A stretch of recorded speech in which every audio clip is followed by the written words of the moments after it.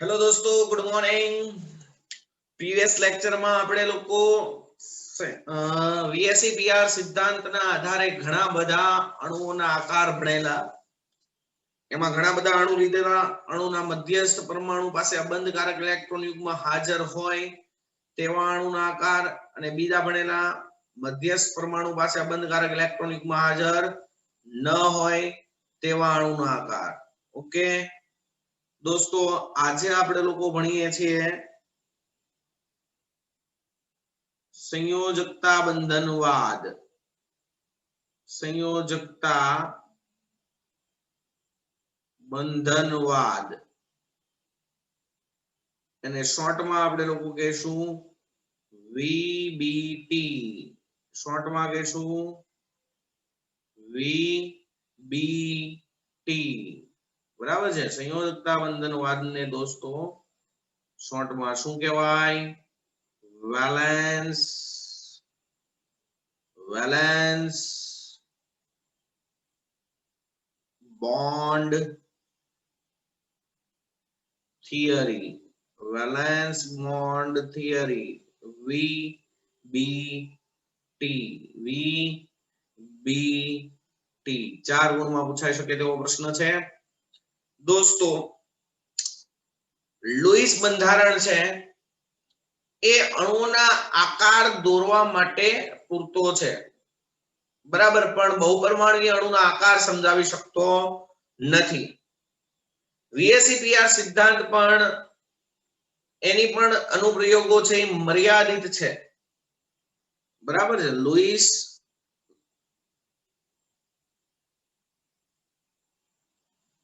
લુઈસનો સિદ્ધાંત પરમાણુઓ વચ્ચે રાસાયણિક બંધ બને એ કઈ રીતે બને, એની બંધન એન્થાલ્પી કેટલી હોય તેના વિશે સમજૂતી આપી શકતો નથી. લુઈસનો સિદ્ધાંત પરમાણુઓ વચ્ચે રાસાયણિક બંધની રચના થઈ. રાસાયણિક બંધની રચના થઈ કઈ રીતે અણુ બને તેની સમજૂતી આપી શકતો નથી, તથા તે અણુની બંધ લંબાઈ અને તેની બંધન વિયોજન એન્થાલ્પી, બંધન વિયોજન એન્થાલ્પી વિશેની પણ માહિતી આપી શકતો નથી. વીએસસીપીઆર સિદ્ધાંત પણ દોસ્તો અમુક અણુઓના આકાર સમજાવવા માટે સફળ રહ્યો છે, એટલે એની મર્યાદા એ છે કે એના અનુપ્રયોગો પણ ઓછા છે. વીએસસીપીઆર સિદ્ધાંત વીએસસીપીઆર વેલેન્સ શેલ ઇલેક્ટ્રોન પેર રિપલ્શન સિદ્ધાંત પણ અમુક અણુઓના આકાર તેમજ અણુઓની રચના સમજાવવા માટે અસમર્થ છે. એટલે કે તેના અનુપ્રયોગો એટલે વીએસસીપીઆર સિદ્ધાંતના અનુપ્રયોગો પણ કેવા છે? મર્યાદિત છે. મર્યાદિત છે। દોસ્તો આ મર્યાદાઓ પાર કરવા માટે ક્વોન્ટમ મિકેનિક્સ દ્વારા, ક્વોન્ટમ મિકેનિક્સ એટલે તરંગ યંત્રશાસ્ત્ર દ્વારા બે સિદ્ધાંત સંયોજકતા બંધનવાદ અને આણ્વીય કક્ષકવાદની રચના થઈ। આ મર્યાદાઓ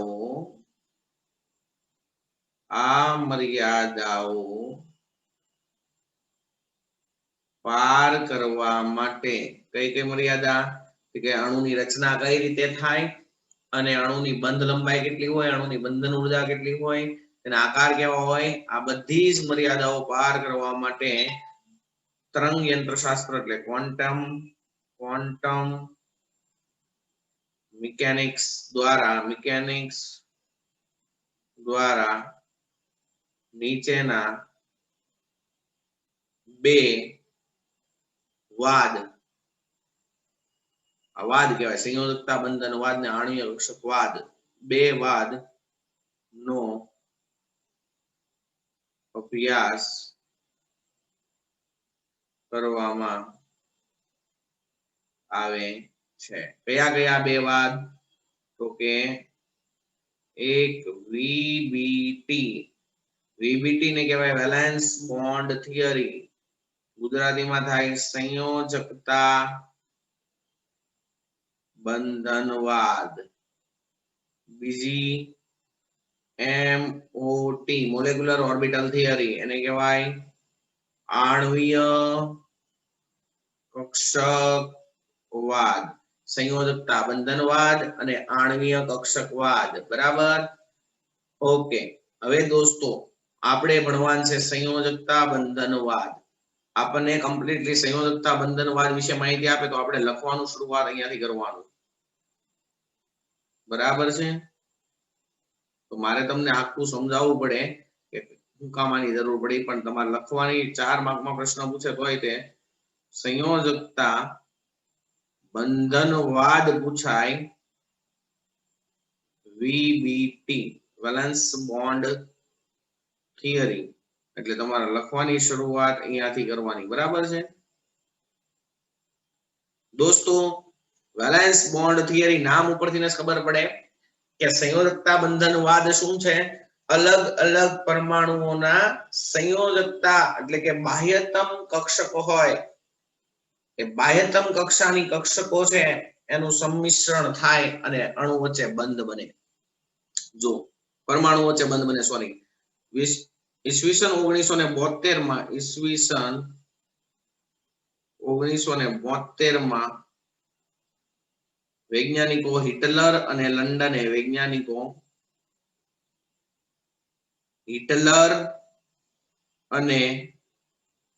લંડને સંયોજકતા બંધનવાદ રજૂ કર્યો। ત્યારબાદ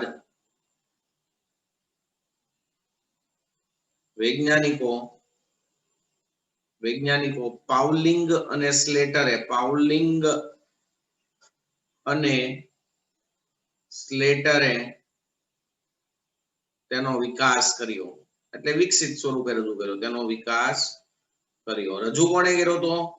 વૈજ્ઞાનિકો હિટલર અને લંડને સંયોજકતા બંધનવાદને રજૂ કર્યો, અને પાઉલિંગ અને સ્લેટર છે એને આ સિદ્ધાંતનો વિકાસ કર્યો, વિકસિત રૂપે રજૂ કર્યો। ઓકે, સિદ્ધાંત નો આધાર શું છે? સંયોજકતા બંધનવાદનો આધાર એટલે વીબીટી ના અભ્યાસનો આધાર, સંયોજકતા બંધનવાદના અભ્યાસનો આધાર શું છે? તો કે પરમાણ્વીય કક્ષકો,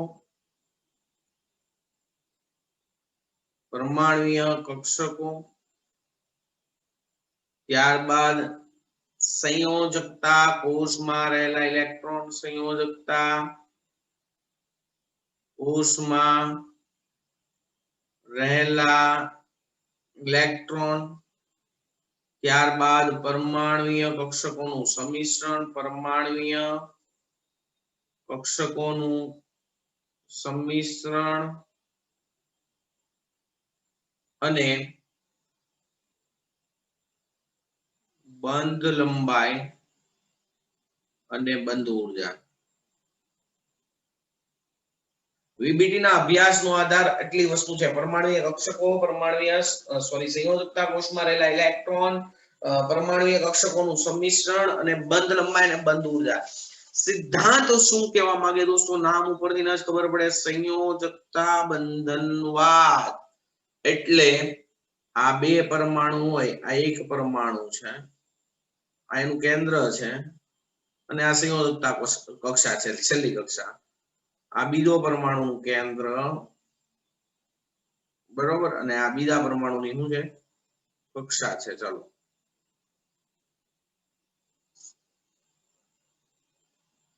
અહીંયા લો, આ બીજો પરમાણુ અને આ એનું કેન્દ્ર. તો આની સંયોજકતા કક્ષા આ છે, આની સંયોજકતા કક્ષા આ છે. સંયોજકતા કક્ષક અહીંયા અર્ધપૂર્ણ સંયોજકતા કક્ષક છે, અહીંયા અર્ધપૂર્ણ સંયોજકતા કક્ષક છે. એ બે વચ્ચે સંમિશ્રણ પામે અને અહીંયા રાસાયણિક બંધની રચના થાય, એને કહેવાય સંયોજકતા બંધનવાદ. તો VBT એટલે વેલેન્સ બોન્ડ થિયરી. આ સિદ્ધાંત પ્રમાણે જુદા જુદા પરમાણુઓની અર્ધપૂર્ણ, શબ્દ ઉપર ભાર મૂકું છું, અર્ધપૂર્ણ સંયોજકતા પરમાણુય કક્ષકો, સંયોજકતા પરમાણુય કક્ષકોના સંમિશ્રણ દ્વારા, અર્ધપૂર્ણ સંયોજકતા પરમાણુય કક્ષકોના સંમિશ્રણ દ્વારા તેમના કેન્દ્રો વચ્ચે રાસાયણિક બંધની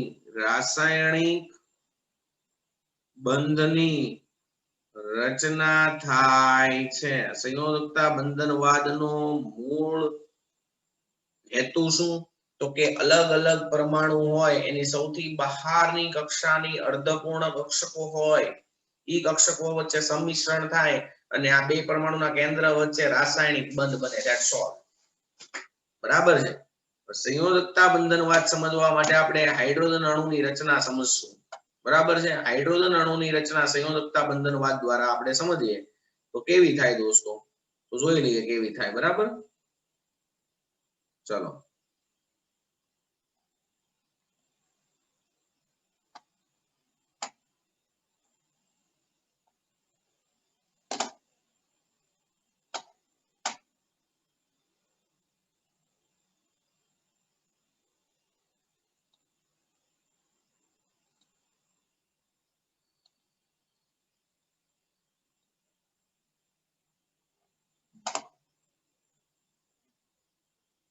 ચલો, હાઇડ્રોજન અણુની રચના, ડાયહાઇડ્રોજન અણુની રચના આપણે સંયોજકતા બંધનવાદ સમજવા માટે ડાયહાઇડ્રોજન અણુની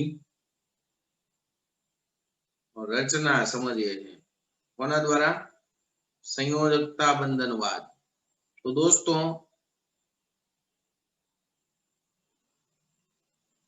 ધારી લો કે હાઇડ્રોજનના અણુમાં હાઇડ્રોજનના બે પરમાણુઓ HA અને HB છે તથા તેમના કેન્દ્રો એટલે ન્યુક્લિયસ અનુક્રમે HA પરમાણુ છે એનું કેન્દ્ર Na અને HB પરમાણુ છે એનું કેન્દ્ર NB અને તેમના સંયોજકતા, હાઇડ્રોજન માં એક જ ઇલેક્ટ્રોન હોય, સંયોજકતા ઇલેક્ટ્રોન હોય, સંયોજકતા કક્ષકમાં રહેલ ઇલેક્ટ્રોન EA અને EB છે. હવે જ્યારે આ બે હાઇડ્રોજન પરમાણુ એકબીજાથી દૂર હોય ત્યારે કોઈ પણ પ્રકારનું આકર્ષણ લાગુ પડે નહીં, પરંતુ બે હાઇડ્રોજન પરમાણુ એકબીજાની નજીક આવે, બે હાઇડ્રોજન પરમાણુ એકબીજાની નજીક આવે ત્યારે તેમાં નીચે પ્રમાણે આકર્ષણ અને અપાકર્ષણ બળો ઉદ્ભવે. અપાકર્ષણ બળો ઉદ્ભવે. દોસ્તો જો તમને બધાને ખબર છે કે આકર્ષણ બળો કયા સ્વરૂપે હોય? જ્યારે બે અણુ એકબીજાની નજીક આવે ત્યારે એમાં આકર્ષણ બળો કયા સ્વરૂપે ઉદ્ભવે? તો એક અણુનું કેન્દ્ર બીજા અણુના ઇલેક્ટ્રોન, પહેલા અણુનો ઇલેક્ટ્રોન અને બીજા અણુનું કેન્દ્ર વચ્ચે શું થાય? આકર્ષણ. જ્યારે એકબીજાની નજીક આવે ત્યારે. જ્યારે દૂર હોય ત્યારે પોતાના જ કેન્દ્ર અને પોતાના ઇલેક્ટ્રોન વચ્ચે આકર્ષણ હોય, પણ જ્યારે એકબીજાની નજીક આવે ત્યારે આ આકર્ષણ તો ઉદ્ભવે. પોતાનું કેન્દ્ર ને પોતાના ઇલેક્ટ્રોન વચ્ચે તો આકર્ષણ હોય જ, બરાબર છે. બીજાનું કેન્દ્ર અને બીજાના ઇલેક્ટ્રોન વચ્ચે તો આકર્ષણ હોય જ, પણ જ્યારે પરમાણુ એકબીજાની નજીક આવે એટલે એકનું કેન્દ્ર બીજાના ઇલેક્ટ્રોન ને ખેંચે, બીજાનું કેન્દ્ર પહેલાના ઇલેક્ટ્રોન ને ખેંચે, બરાબર છે. જ્યારે અપાકર્ષણ બળો કઈ રીતે ઉદ્ભવે? દોસ્તો અપાકર્ષણ બળો પહેલાનું કેન્દ્ર અને બીજાના કેન્દ્ર વચ્ચે અપાકર્ષણ થાય, પહેલાના ઇલેક્ટ્રોન અને બીજાના ઇલેક્ટ્રોન વચ્ચે પણ શું થાય? અપાકર્ષણ, બરાબર છે. તો દોસ્તો સમજી લો કે આ પહેલાનું કેન્દ્ર છે અને આ પહેલાનો ઇલેક્ટ્રોન છે, આ બીજાનું કેન્દ્ર છે, આ બીજાનો ઇલેક્ટ્રોન છે. ચલો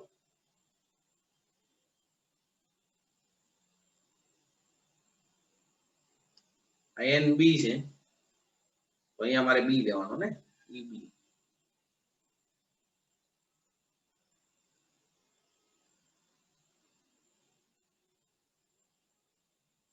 ચલો આ પરમાણુ એકબીજાથી દૂર હોય, હાઇડ્રોજનના બે પરમાણુ છે તો આ એકબીજાથી દૂર હોય તો પહેલાનું કેન્દ્ર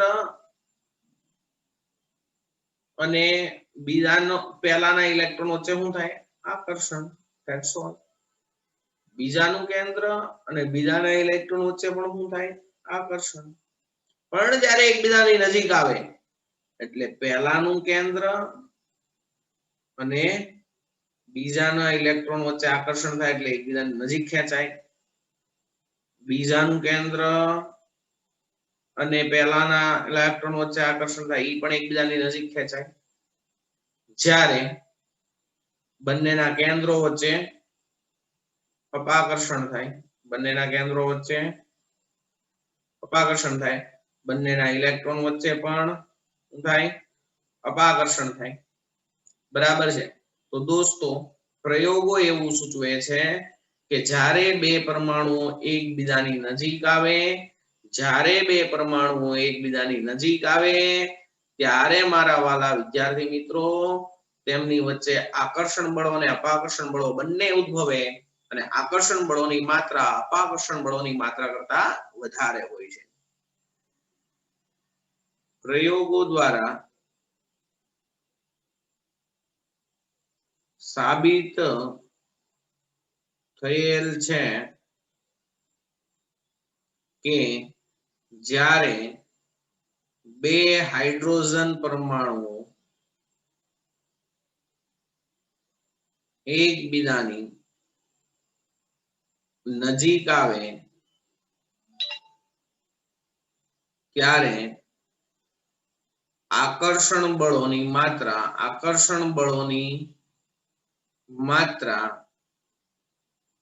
અપાકર્ષણ બળો કરતા વધુ હોય છે, આથી બે હાઇડ્રોજન પરમાણુ નજીક આવે છે અને તેની સ્થિતિ ઉર્જામાં ઘટાડો થાય છે. જ્યારે તેની સ્થિતિ ઉર્જા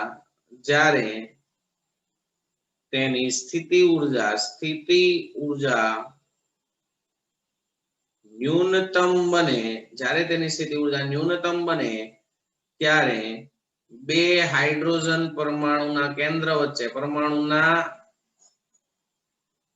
વચ્ચે બંધ બની H2 નો અણુ સ્થાયી થાય છે તથા તેની બંધ લંબાઈ 74 પિકોમીટર રહે છે. એટલે બે પરમાણુના કેન્દ્ર વચ્ચેનું અંતર કેટલા પિકોમીટર રહેશે? 74 પિકોમીટર. જો અહીંયા આપણે આલેખ દોરવો હોય તો આવો આલેખ દોરી શકીએ. આ એક y અક્ષ, આ x અક્ષ, બરાબર છે. આ આંતર કેન્દ્રીય અંતર છે,